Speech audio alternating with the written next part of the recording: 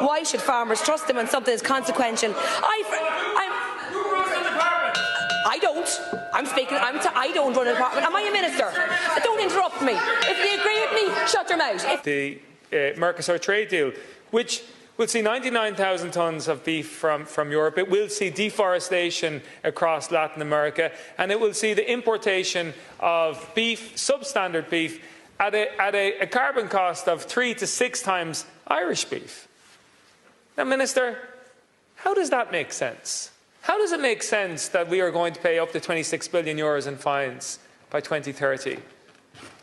And on the other hand, we are going to sign this trade deal, which will have a devastating impact for our climate. Who is this going to benefit?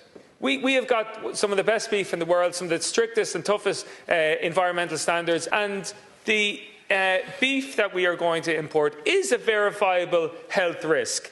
17-beta-estradiol is a growth hormone that is widely found and widely used in the cattle production in the Mercosur countries. It is classified as a carcinogenic, and the use of hormones is completely banned across Europe.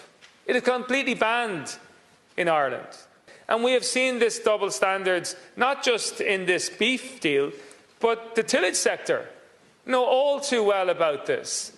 The fact is that genetically modified grain is coming into Ireland, coming into the European Union, competing with Irish native grain, and we can't engage in that. How does that make sense, Minister?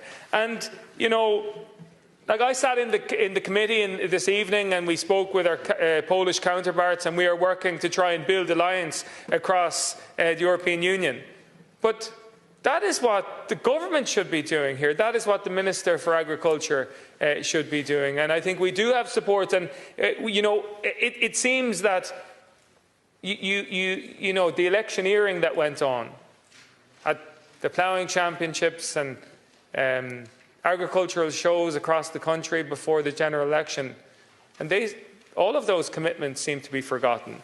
The language this evening was incredibly vague.